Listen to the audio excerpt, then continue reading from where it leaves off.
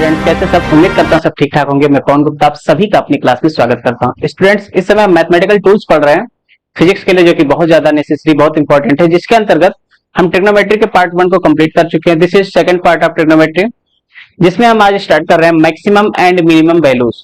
हमने sine theta, cos theta, tan theta के बारे में तो जाना, लेकिन इनकी मैक्सिमम और मिनिमम वैल्यूज क्या हो सकती है इसको जानने की कोशिश करनी है हमको। तो देखिए, जो साइन थीटा होता है उसके लिए सबसे पहले हम जानते हैं एक राइट एंगल ट्रायंगल को, जिसमें हमने sine theta, cos theta, tan theta सभी रेशियोज को डिफाइन किया था। ये हमने एक ट्रायंगल ले लिया ए बी सी। मान लीजिए यहाँ पर एंगल थीटा है और यहाँ एंगल बी 90 डिग्री है।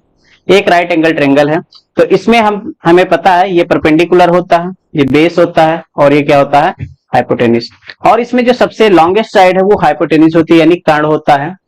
यानी कि चूंकि देखो, अगर P की बात करें तो ये भी छोटा होगा H से, और B की बात करें तो ये भी छोटा होगा किससे, H से। या बराबर भी कर सकते हैं जब ट्रायंगल ना बनाना होता। ठीक है, एक केस होगा जब दोनों बराबर हो जाएंगे, वो केस होता है जब ये थीटा कितना हो जाए, 90 डिग्री हो जाए, तब की बात है। तो P less than or equal to H और B less than or equal to H, तो यहां से अगर मैं P बाई H निकालता हूं तो ये less than or equal to कितना हो जाएगा, 1। ठीक है, और ऐसे में B बाई H निकालता हूं तो भी ये less than or equal to 1, यानी H से क्या करें, डिवाइड कर दिया हमने। अब P by H perpendicular upon hypotenuse क्या होता है, परपेंडिकुलर अपॉन हाइपोटेन्यूज होता है साइन थीटा। तो sine theta less than or equal to 1 हो गया। और बेस अपॉन हाइपोटेन्यूज क्या होता है, ये होता है कॉस थीटा, ये भी हो गया less than or equal to 1। अच्छा, इसकी नेगेटिव वैल्यूज भी होती है। अगर हम साइन की बात करें तो साइन के लिए फॉर नेगेटिव वैल्यूज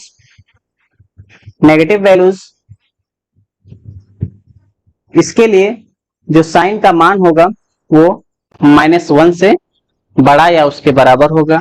ऐसे कॉस थीटा की बात करें तो ये भी क्या होगा, -1 से बड़ा या उसके बराबर होगा।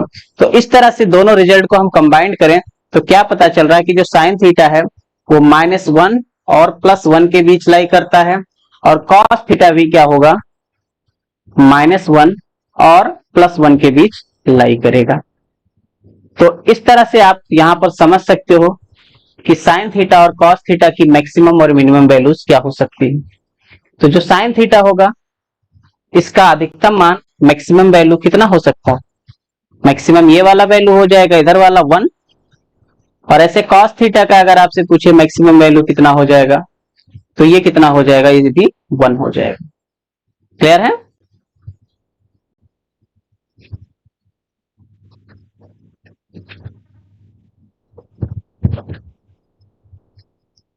ओके, ये तो मैक्सिमम वैल्यू था। इसी तरह से अगर आपसे मिनिमम वैल्यू पूछ ले कि बताइए, अगर आपके पास साइन थीटा है इसका मिनिमम वैल्यू बताइए, तो साइन थीटा का मिनिमम वैल्यू ये लेफ्ट साइड वाला हो जाएगा -1, और कॉस थीटा का मिनिमम वैल्यू, कॉस थीटा का जो मिनिमम वैल्यू होगा वो हो जाएगा -1। समझ में आया? तो इस तरह से साइन थीटा और कॉस थीटा के मैक्सिमम और मिनिमम वैल्यूज को हम याद रखते हैं। ठीक है, अच्छा अब बात आती है tan थीटा।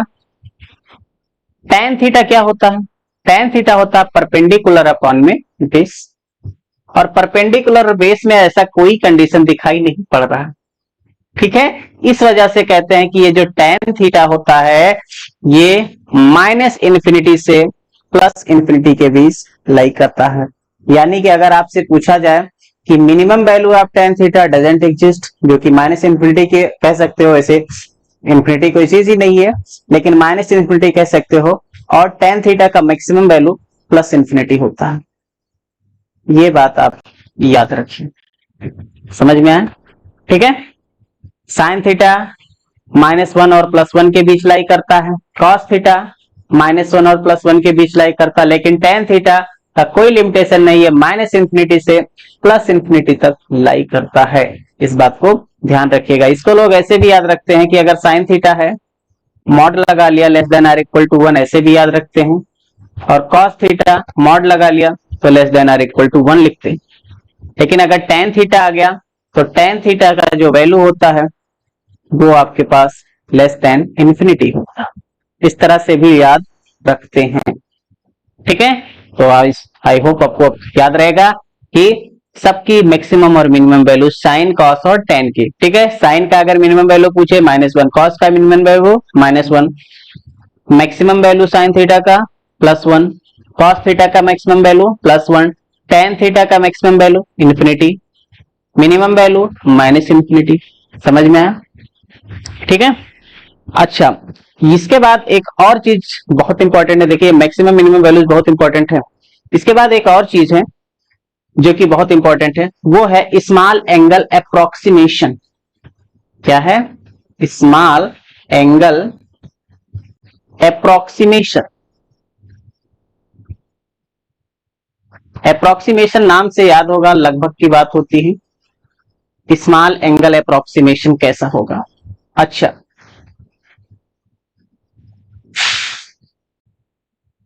देखो अगर मैं बात करूं साइन थीटा की,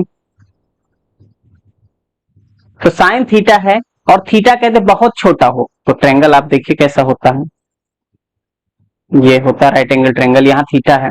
इस थीटा का मान बहुत छोटा हो तो थीटा जैसे जैसे छोटा होगा ये लाइन यहां आएगी, यहां आएगी, बहुत छोटी होती चली जाएगी।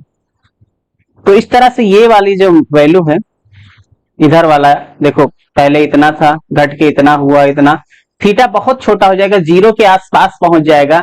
यानी जीरो के आसपास पहुंचने वाली घटना को हम क्या कहते हैं कि जब थीटा क्या हो जाए, जीरो की तरफ बढ़ रही हो, यानी कि जीरो के आसपास की वैल्यू हो, उस केस में जो साइन थीटा होगा, उस केस में ध्यान रखना साइन थीटा वो अप्रॉक्स में थीटा के बराबर लिया जाता है, ठीक है।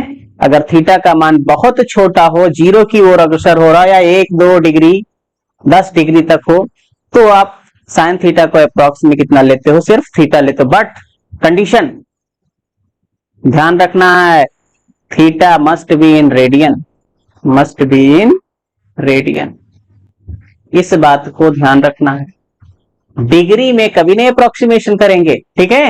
एग्जाम्पल के लिए आपके पास अगर मैं कहूं कि साइन 1 डिग्री है, इसकी वैल्यू बताओ, तो इसको अप्रॉक्स आप 1 लिखोगे तो ये आपके पास रॉन्ग हो जाएगा। समझ में आया? हमेशा रेडियन में जब होगा एंगल तब आप अप्रोक्सीमेशन लगाओगे, ठीक है। तो इसको रेडियन में बदल लेते हैं, तो हमको पता है 1 डिग्री इक्वल टू कितना होता है? π/180। अब ये कन्वर्ट होता है किसमें? रेडियन में। इसका मतलब अगर आपके पास साइन 1 डिग्री पूछ रहा है तो इसका मतलब आपसे पूछ रहा है साइन π/18 की वैल्यू, जो कि अप्रॉक्स कितना होगा?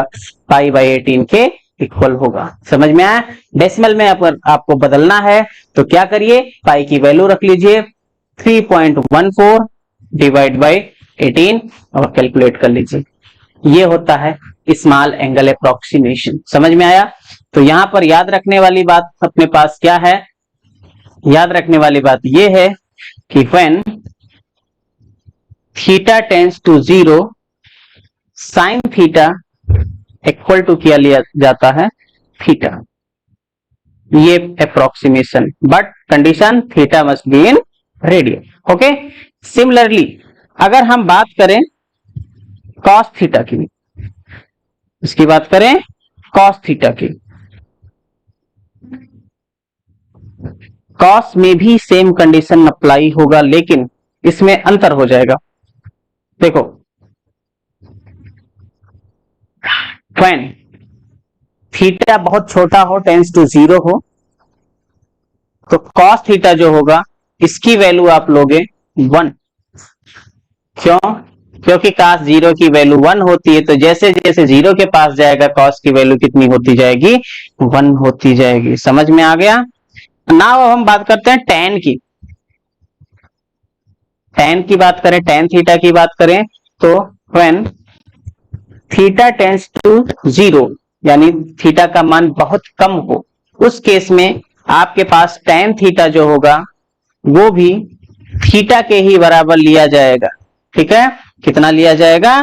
थीटा के बराबर लिया जाएगा, ठीक है। वैसे टेन थीटा है तो ये किसके बराबर? थीटा के बराबर लिया जाएगा जब थीटा टेंस टू 0। कंडीशन वही है, थीटा इसमें होना चाहिए मस्ट बी इन रेडियन। इस बात को ध्यान रखिए, ठीक है। थीटा जब रेडियन में होगा तो tan थीटा अप्रॉक्स में थीटा के इक्वल लिया जाएगा। समझ में आया? एक्चुअली लिया कैसे जाता है, जब हम साइंस पढ़ेंगे, फिजिक्स पढ़ेंगे, फिजिक्स में अक्सर हम इसका उपयोग देखेंगे, तो उसमें तरीका क्या होता है, जब अपने पास कभी दिया रहेगा, नोट के रूप में ध्यान रखिए, साइन थीटा, अगर थीटा वेरी स्मॉल हो, बहुत छोटा हो, थीटा इज वेरी स्मॉल, तो साइन थीटा को अप्रॉक्स में tan थीटा लेंगे। ठीक है, अप्रॉक्स में तो इसे थीटा लेंगे, साइन थीटा किसके अप्रॉक्स जाएगा, थीटा के, और थीटा अप्रॉक्स tan थीटा लिया जाता है, ये याद रखिए। ठीक है, अगर थीटा बहुत छोटा है उस केस में साइन थीटा को अप्रॉक्स में हम थीटा लेते हैं, और थीटा जो छोटा है तो उस केस में उसको कितना ले लेंगे, हम tan थीटा के बराबर ले लेंगे। समझ में आया? साइन थीटा को थीटा के बराबर और थीटा किसके बराबर, tan थीटा के। ये अक्सर आपको देखने को मिलेगा। ओके, कोई दिक्कत नहीं होनी चाहिए।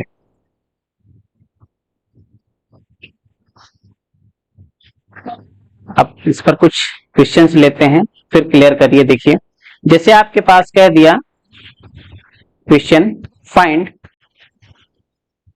Sign 5 degree. अब कुछ लोग क्या करेंगे, 5, देखो जब 10 डिग्री तक है आसपास, तब उस केस में साइन थीटा थीटा के बराबर लेते हैं। अब यहां पर गलती क्या करेंगे लोग, ये 5 डिग्री देख करके, डिग्री में नहीं करना है क्वेश्चन, इस बात को ध्यान रखना, क्योंकि हमको पता है कि 1 डिग्री इक्वल टू कितना होता है, पाई बाई 180 रेडियन। तो 5 डिग्री को पहले बदलिए रेडियन में, कितना हो जाएगा, 5 पाई बाई 180 रेडियन। 5 से इसको कैंसिल कर दीजिए, कितना हो जाएगा, 5 3 15 होता है, और 5 6 30, यानी पाई बाई 36 रेडियन। ये आपके पास क्या आ गया, 5 डिग्री की वैल्यू। तो यहां पर देखो 5 डिग्री बहुत छोटा है, तो यहां पर साइन 5 डिग्री जो है, ये जिसे आप लिख सकते हो कितना, साइन पाई बाई 36 रेडियन, जो कि अप्रॉक्स में कितना हो जाएगा, pi by 36, because angle is very small. ये अप्रोक्सीमेशन इस पर काम किया। समझ में आया? डिग्री में नहीं करना है, ऑलवेज सॉल्व इन रेडियन। ठीक है, उम्मीद है समझ गए होंगे, कोई दिक्कत की बात नहीं होगी। तो इसी तरह से कोई भी अप्रोक्सीमेशन का क्वेश्चन होगा आप आराम से कर लोगे। एक क्वेश्चन और ले लेता हूं, आपके पास जैसे दे दिया tan 4 डिग्री की वैल्यू बताओ। तो tan 4 डिग्री आपको निकालना, तो पहले 4 डिग्री को रेडियन में बदलेंगे, 4 पाई बाई 180, 4 से कैंसिल कर लेंगे, कितना हो जाएगा, 4 4 जा 16, 2 बचेगा, 4 5 जा 20, पाई बाई 45। तो tan 4 डिग्री की वैल्यू बतानी है, tan 4 डिग्री को लिखेंगे आप कितना, tan पाई बाई 45, और ये अप्रोक्स में हो जाएगा पाई बाई 45। ठीक है, 10 डिग्री तक है, आराम से आप अप्रोक्सीमेशन लगा सकते हैं, कोई दिक्कत नहीं होनी चाहिए। ठीक है, आगे बढ़ते हैं। कुछ फार्मूले हैं जो कि बहुत ही काम के हैं, और उनको आपको लर्न रखना पड़ेगा। ठीक है, कुछ ट्रिग्नोमेट्रिक फार्मूलाज हैं, टी फार्मूला, टी फार्मूले। एक बड़ा इंपॉर्टेंट फार्मूला है साइन ए प्लस बी, पहले सबको लिख लेता हूं, 1 2 आ जाएगा साइन ए माइनस बी, फिर कॉस ए प्लस बी, और कॉस ए माइनस बी। ठीक है, tan में भी होता है, लेकिन इतना 4 अभी आप याद रखिए। ठीक है, tan के लिए जब कभी जरूरत पड़ेगी तो उसको बताया जाएगा। तो साइन ए प्लस बी जो होता है, ये होता है sine A cos B plus cos A sine B. ठीक है, मिक्सअप रहेगा। साइन ए माइनस बी हो जाएगा sign A cos B minus cos A sine B.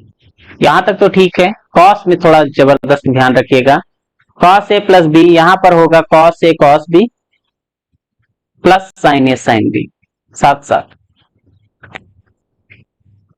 गलती हो गई, गलती हो गई, ध्यान देना है। कहां गलती हुई? यहां पर, ठीक है। कॉस में ध्यान देने की जरूरत है, जब यहां प्लस होगा ना तो यहां माइनस होगा, ये गलती होती है अक्सर। और कॉस ए माइनस बी होगा तो ये बन जाएगा आपके पास cos A cos B plus sign A sine B, ये होता है अपोजिट इसमें, ठीक है।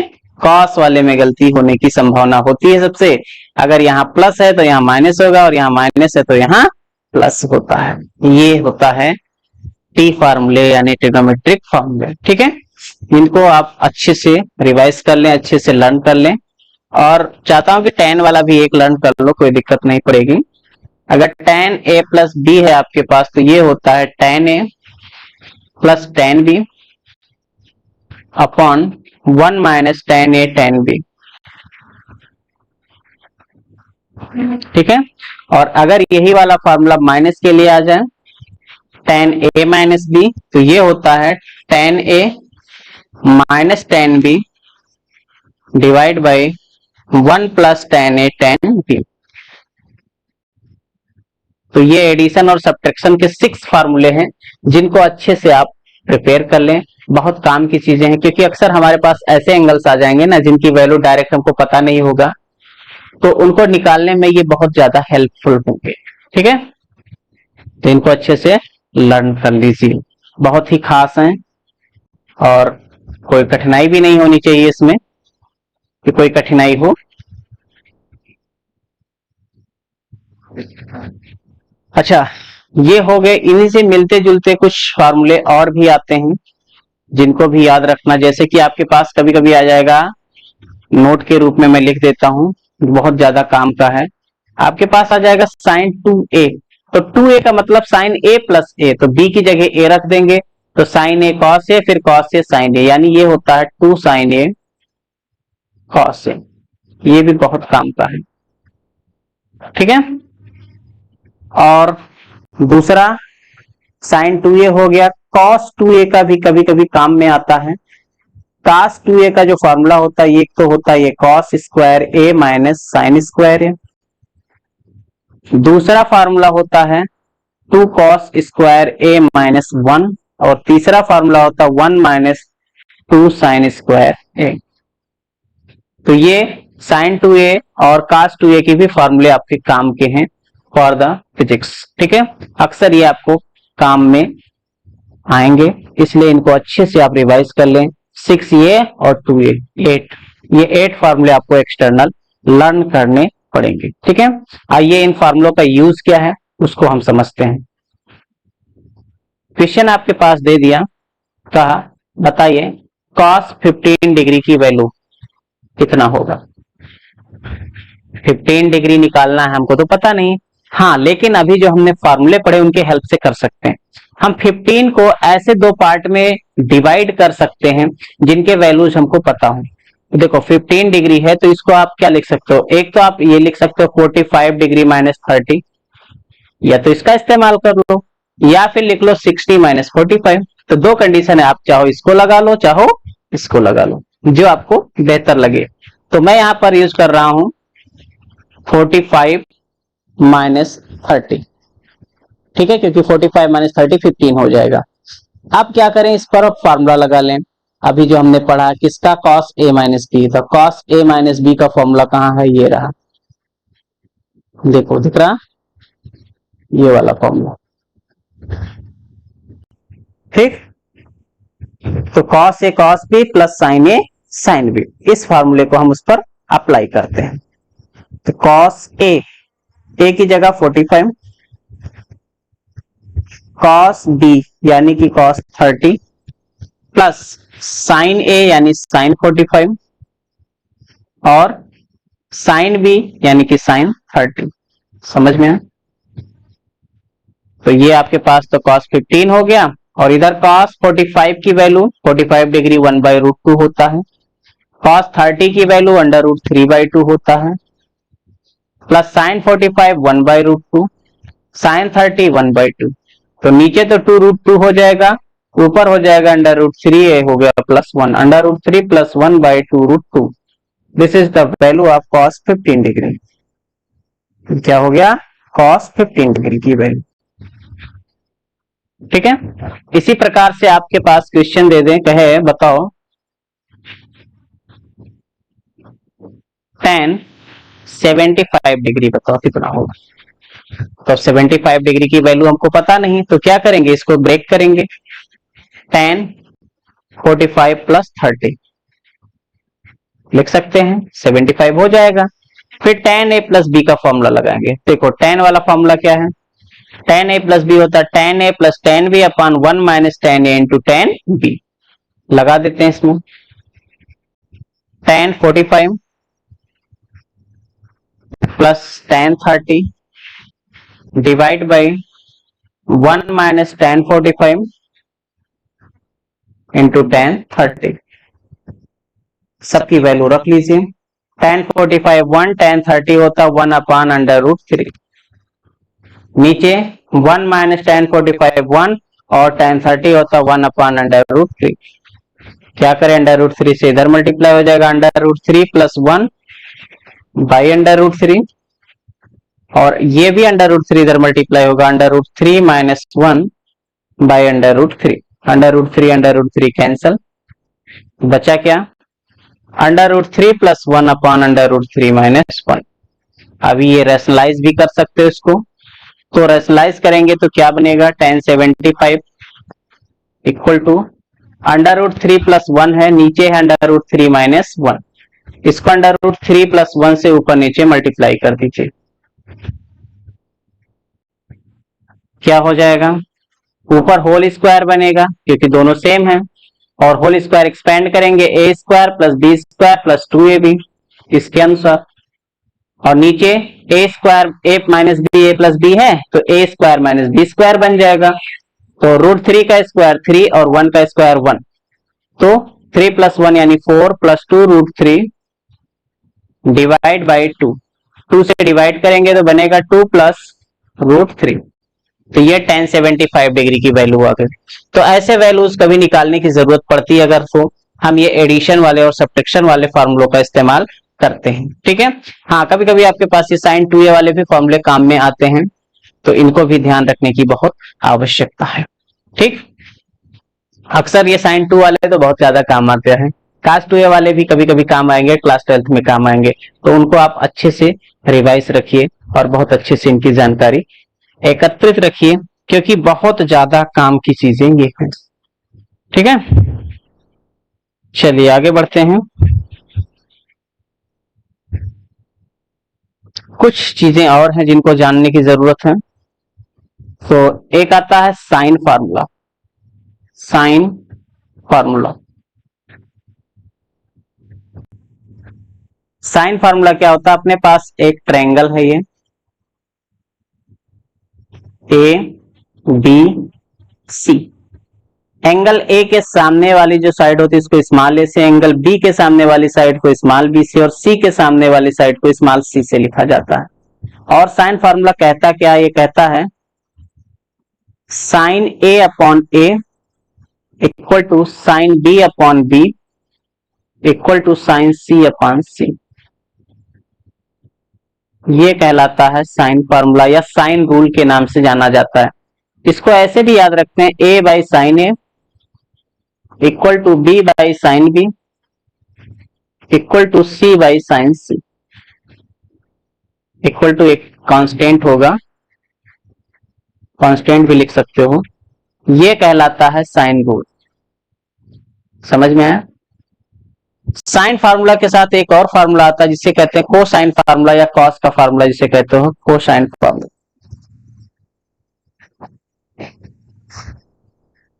कोसाइन फार्मूला ये भी काम का है, जो कि पहले तो मैथ में होता था, बट अब क्या किया गया, उसको मैथ से हटा भी दिया गया है, लेकिन काम की चीजें हैं, काम में आती हैं।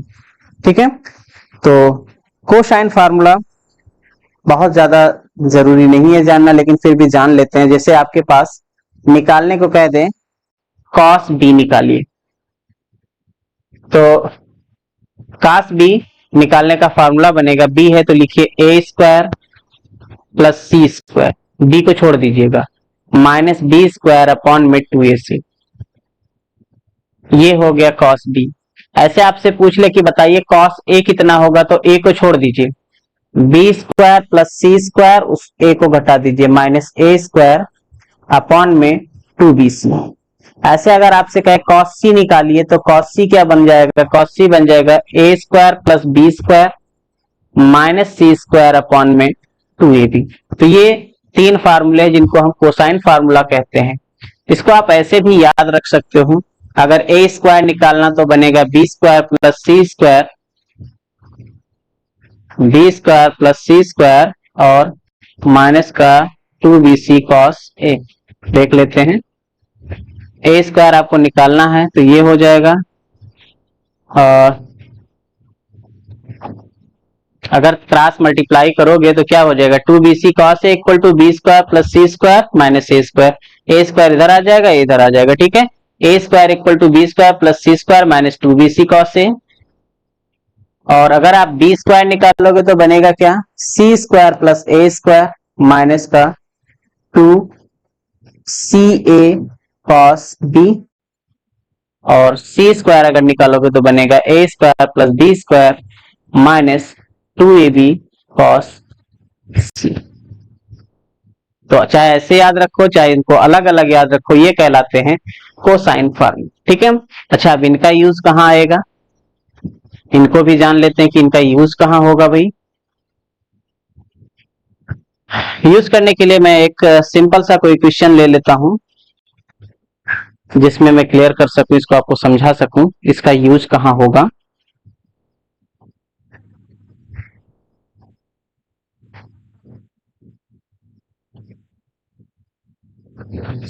एक ट्रायंगल ले लेते हैं